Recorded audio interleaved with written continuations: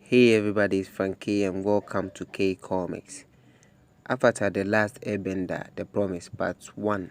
This is essentially the continuation of the Avatar animated series had it continued. So this picks up moments after they've defeated the Fire Lord and ended the 100-year war. At this point, Zuko has taken up the role of being the Fire Lord since Iroh turned down. Zuko with the Earth King Kue and Aang have promised to restore Hana to the Four Nations. Looking at the map, the Earth King realized there was way too many Fire Nation colonies in the Earth Kingdom, since it reminds them of the war. It's like an old scar to his people. But by saying this in the presence of Zuko, he felt like he has triggered Zuko. I mean, that guy basically has a scar on his face, and an old one at that. So saying scars, but Zuko was cool about it and even said the Earth King is right. After all the damage caused by Ozai, it's his duty to bring healing to the world. Just recalling what his uncle Iroh had told him. It happened in the animated show, if you are wondering. He knew this was not going to be an easy task. It was a 100-year war, and some of the colonies might have been there for almost that long. So moving wouldn't be easy. Think about moving from a place you've lived for like your entire life. Yeah, that's not easy. So they will need someone to oversee this movement, someone who can make things go peacefully. Someone like him, the Avatar. Making peace is kind of his thing. Katara then told them that she and Sokka would be down for it. They're messing up with Sokka's plan to visit Kyoshi Island. We all know why he wanted to visit Kyoshi Island. The Earth King wanted to name this movement, but was struggling until Sokka shouted the Harmony Restoration Movement, and Toph was like, "What's with you and your goofy names for everything?" And Sokka answered, "It's a gift." He calls it a gift, but I call it bending, specifically nicknamed Bending, and he is the master. I thought that was funny. The Earth King planned a celebration where he would announce the Harmony Restoration Movement. But before they got that out to the public, Team Avatar visited the Jasmine Dragon, a tea shop owned by Uncle Iroh. While they were inside, Aang and Katara were outside smooching at each other until Sokka walked in on them and freaked out seeing them kiss. And Aang was like, nothing, we are not doing anything. Nothing is happening right now. And Katara, who was way over her head, was like, do you not know how to knock? And it's funny how serious she was, mainly because they were standing outside. So should he knock on the air or what? I don't know. And Aang is a good kisser for a 12-year-old boy. I think the kiss was too good, it has messed up Katara's head. Sokka lets her know that they are outside and knock are not required during those conditions. But mainly, he doesn't want her sister kissing in front of him, and it gives him the oogies. But with saying this, he's giving Katara a lamb to water. Say oogies. You and Suki do it all the time, and you don't even hear me complain. And they were going back and forth at each other until Aang interrupts, asking Sokka why he really came out. So before the Earth King announces the Harmony Restoration Movement, they would like to take Appa on a ride first while waiting for the announcement. They were riding on Appa when they noticed the fireworks in the skies indicating the announcement. So at this point, Toph was the only person lost in on the fireworks beauty. She's blind and she was like, Sokka, would you like to see what fireworks are like to me? Close your eyes. And of course he did. and Toph shouted boom into his ear, startling him, and I thought this was kind of obvious. She's blind for Christ's sake. But with all this happening, Zuko was the only one not really happy, just sitting there lost in his own mind of depression. So Aang gets his attention, telling him to put on a smile, since this is a happy day. But the reason Zuko is like that is because since he visited his father, he's been worried a lot. His family is the reason why the world was in chaos, and as a result a lot of damages were made, and that's why he has to clean the world. But knowing his family's legacy, a group of psychomaniacs who seeks world domination, he's worried he might turn out the same, and his contingency plan is for Aang to be his safety net. So when he turns bad, Aang should kill him. And for the pacifist, Aang is, he denied it at first, also because Zuko has now become his friend. So asking Aang to end him is a little bit off the borderline, but he hesitantly promised Zuko.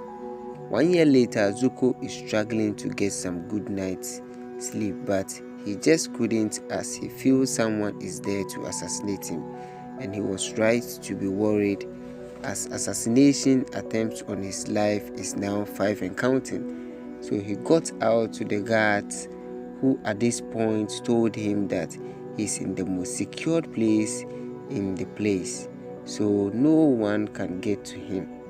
And this explains why they are probably doing a lazy job, because in the next moment they were suddenly knocked out with shurikens which came from the dark. Zuko suddenly started shooting fires into the dark, asking the assassinator to show him more himself. The assassin came out attacking Zuko, calling him a traitor for betraying his own people. So he has to basically go down. The battle progressed and Zuko got the better of her and unmasked her that she's a female and you just can't barge in the Fire Lord's place alone without any bending and hope to win.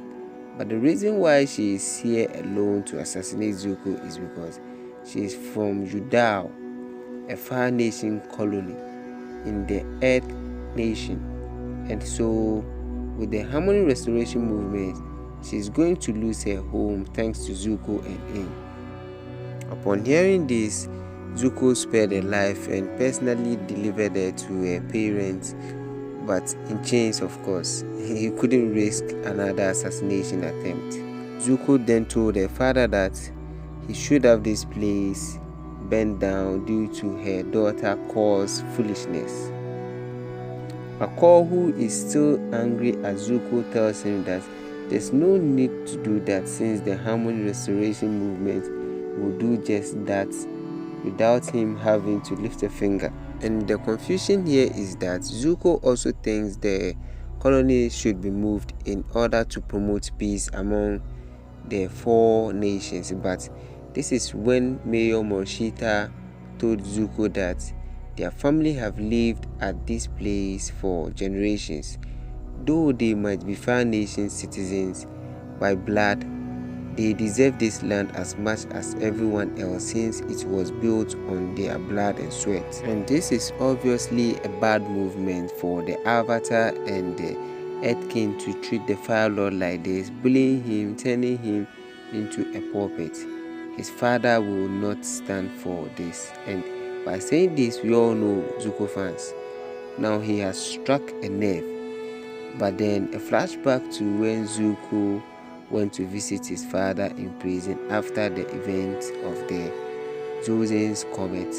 He got there and Ozai started trolling, saying he should be lucky the Fire Lord has graced him with his presence. But Zuko told him he's lucky to be spared by the Avatar, and banishing him was the best thing he did to him, or for him in this case. Maybe his time in here can do the same for him.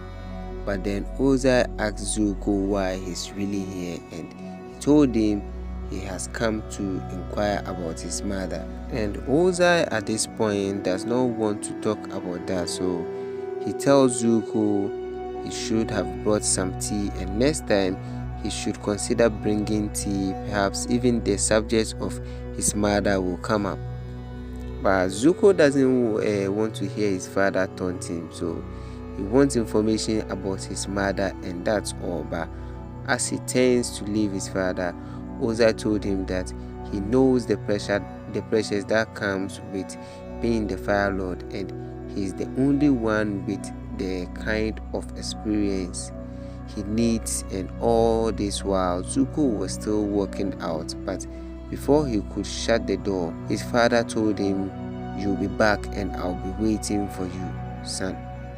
So then back to Mayor Morishita, who had made Zuko angry by degrading Zuko as compared to his father. Zuko charged at him into the wall, telling him he's not his father, but the mayor told him, "Of course not, you're not your father."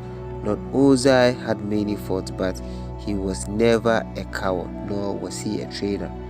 Meanwhile, off the coast of the Fire Nation, Avatar Aang, who is assisting the movement, tells this mayor, who seems to be worried, that his team have helped in moving dozens of the Fire Nation colonies, and so far they are loving it. But the mayor told him that those colonies were relatively young and their people had no roots in the kingdom, so that might be the reason. But then they got to the Fire Nation and then started offloading their luggages, only to be told that if they are colonials, then they should pack up their things and leave. Fire Lord's order. Yeah, the Fire Lord Zuko has officially withdrawn himself from the Harmony Restoration movement, which left in Katara, Sokka, and everyone in shock. I mean, there was no prior notice. So now moving on to the Earth Kingdom, we then saw that Thor has built a metal bending school in order to teach metal bending. And up until this moment, she only has 3 students, who are the 3 laziest people in the world. Because at this moment, when they should be doing their forms, they were distracted to the sounds coming from Yudao. And Toph hears this as well, so she went out to go and check it out. And upon getting out, she heard the noise or the sound from Appa in the sky. So she propelled herself with a rock, landing straight on Appa, which startled Katara and Sokka. But then with her here, it will help in providing support to Aang in other ways, because at this point Aang is pretty much confused about what he should do, because prior to that, 1 year before, he had promised Zuko that when he sees Zuko go bad, he would kill Zuko, and at this point Zuko is looking pretty much like a bad guy to him, so that's now a problem. And now what's really happening in the spirit world is that Aang is now conversing with Avatar Roku, who at this point is convincing Aang to end Zuko just because he had made a mistake of not ending the Fire Lord Sozin during his time, and due to that the world burned, and Aang shouldn't face that mistake. So if he has the chance, and if Zuko had made him a promise, or if he had made Zuko a promise to end him if he started going bad, then he should probably do it, because Zuko was at his clearest when he made that promise to him. And what's really shocking is that the willingness and the regret of Avatar Roku that he didn't kill Sozin. That's what shook him, because Roku at this point is having great regrets about not having to kill Sozin during their time, because it was his mistake that caused the war to burn. And Aang is pretty much shocked to hear this.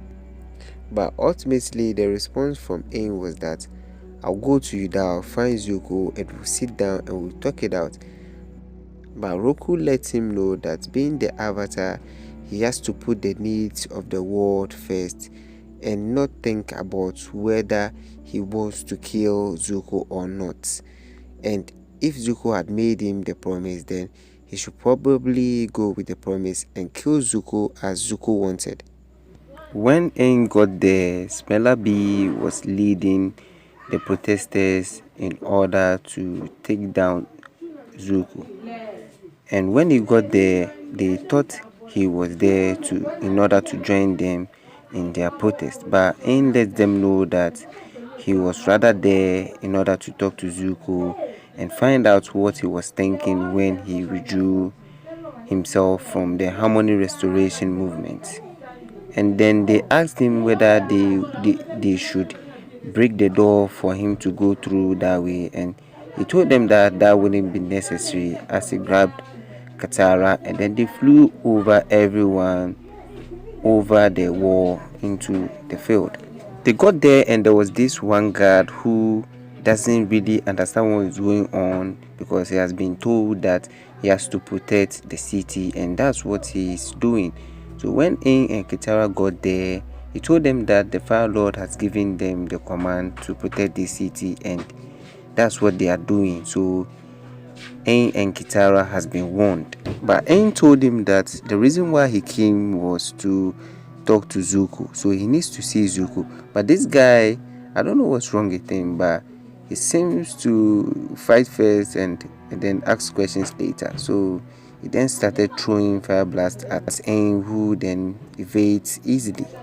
Aang evades his fire blast easily, then trapped him in a rock, which he got furious because the rest of his mates were doing nothing. They were just standing there, and they were reasonable to do that because that's the Avatar, and everyone knows that recently the Avatar has just beaten Fire Lord Ozai. So who'd want to go into fight with Ozai? So when their commander forced them into fighting him, they did just that, and knowing these guys were not his match, he was just toying with them, evading them, and then joking all the while fighting. But while doing all this, Katara was very, very worried because right now they are both boyfriend and girlfriend, so obviously she will be worried for Aang.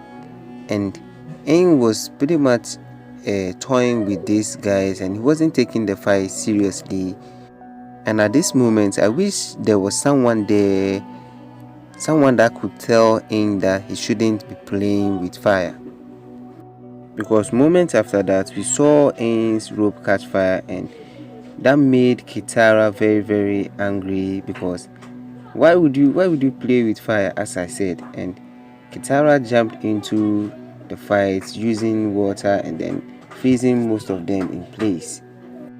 And at this point, she wasn't really hurting anybody because after Zuko came out and grabbed her hand, telling her that she should stop hurting her soldiers, that was really something else. And upon doing that, Katara told Zuko that she was being hurt by Zuko and Zuko should leave him. But Zuko was like, then you have to promise me that you are not going to hurt my soldiers. But Zuko still has Katara in his grip, which made Aang crack and then went into the Avatar state, saying that maybe a promise is a promise and he should kill Zuko because that's what Zuko wants. And Katara came close to Aang and then told Aang that, listen kid, I've told you that whenever you get angry, don't go into the Avatar state because it will make you do something that you don't want to do. If you want to go into the Avatar state, then be in your conscious mind and then go into the Avatar state. Only then you will know that whatever you are doing, you are in your right mind and that thing deserves or needs to be done. And powers down as you would expect. That's the love of your life talking you out of being angry. So you should do that, or else you lose the love of your life. After that, Zuko told him that you know what, The reason why I came out is because I wanted to talk, and he was like, really, you gotta be shitting me. That's the reason why we came here, and we came here, and then your soldiers started attacking us. So what do you mean by that? So after that, Zuko took Aang and Katara on a tour through the city of Udao and basically told them what has happened to him after an assassination attempt was tried on him. So he took the lady which is called to her parents, and then he realized that these people has been living here basically for generations, about 100 years, so about generations and generations, and they've planted their family roots in Udao. And even the mayor of this city, Udao, has even managed to marry a lady from the Earth Kingdom, and they've been smooching each other ever since. And in Zuko's mind, in order for peace to work out, then everyone has to live together in order to find peace themselves. And if they happen to live apart from each other, how is that peace going to come about?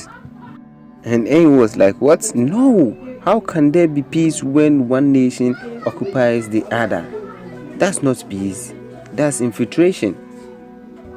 And with Zuko and Aang going back and forth, Katara kind of sides with his former boyfriend Zuko, and which made him feel like, what? Why are you siding with him? There's no way there can be peace when another nation is imposing all his members on another nation. But then Katara then told them that all this conversation they are having is pointless because they have to address the Earth King, as they were the three people in Zuko and the Earth King that made this arrangement. So this is really not between both of them. It's about the three of them. So they should consider getting the Earth King in on it, which Zuko agrees because he has to be there when they talk to the Earth King in order for him to tell the Earth King what he thinks of the Harmony Restoration movement. Okay, so now let me do this quick. Back outside, the people were getting kind of impatient, and then they started throwing rocks at Sokka, which Toph got angry and then told them that she's here, and everyone that finds impatience to be one of his traits, he's going to get a boulder to the nugget. And then they kept quiet, but ultimately Aang and Katara came out, which left everyone to wonder as to what has happened, because they was quick, and Smellerbee was like, you've killed him already? That was so quick. But Aang told him that there was no need for killing, and he has talked to Zuko, so they will be talking to the Earth King, and then new provisions will be made. And Smellerbee told them that they've waited for 100 years for them to move, and now they only give them 3 days for them to do whatever they gotta do. And then after that 3 days, they are going to take matters into their own hands. But for someone like Toph, he doesn't understand why there needs to be a conversation between Zuko and the Earth King. I mean, by all means, the Fire Nation colonies have to move. So why does there have to be some talk in between? You know, Aang thanks Katara for being there in order to serve as a check on him when he went into the Avatar state, because he knows most of the time, or sometimes, his emotions gets the better of him. So Katara being there serving as a check, that helped a lot. And then they hugged, which made this little guy sitting at the corner feel a little bit weird, and was like, oh, oogies, which made Katara angry. I was like, shut up and sit your stupid ass there. So later that day, Zuko left his girlfriend May in Udao and then came to the Fire Nation, and the girlfriend catched up on him and then asked him why he did that, because she's the girlfriend, and if Zuko is going to do anything or maybe leave her in Udao, then he should consider telling her that maybe I'm going to the Fire Nation, would you like to go with me? But Zuko didn't do that. And for all of us that watched the show, we all know how unromantic Zuko was in the show, and this shows more of character continuity in the comics. But basically, May lets him know that she has realized that Zuko is not having enough sleep, and if something is worrying him, he should probably tell her because she's obviously the girlfriend and he can share anything to her. But Zuko assures her that everything is fine. But we all know nothing is fine, and Zuko at this point, we know Zuko is depressed as hell. May then told him that he is the Fire Lord and he deserves some good guard. So he has asked a group of friends to guard the palace as he sleeps, and these were basically the Kyoshi warriors. But then later that night, Zuko was trying to get some good night's sleep as he always wanted, but that wasn't just happening. And then he got up again hearing something, and then he got out and he asked the Kyoshi warriors if they had heard anything, and they were like, no, there is no one here. Dude, you tripping. I mean, these are the Kyoshi warriors and you have the likes of Ty Lee amongst them. Why you gotta be afraid of anything? I mean, Ty Lee can take anyone with just a few moves. But since he couldn't sleep, he figured maybe he should go visit his father. So he grabbed some drink, some tea, and then left on his way to visit his father. And when he got there, he was like, "Father, I need your advice, father." And Ozai, upon hearing Zuko say that, he smiled because he knew it. I mean, the last time they spoke, he told Zuko that Zuko would be back. And with all this happening, makes me feel like from thy loins thou camest. So I think that's all that has to be covered in this part. So make sure you subscribe to the channel so that if the second part comes, you get to know what's happened in the second part. Or maybe you don't want to hear about what happened in the second part, then maybe you shouldn't subscribe. No, I'm kidding, just subscribe, because in the second part, Zuko and his father had an amazing conversation which you would want to hear. So just subscribe to the channel for you to be able to get the second part whenever I drop it. Peace.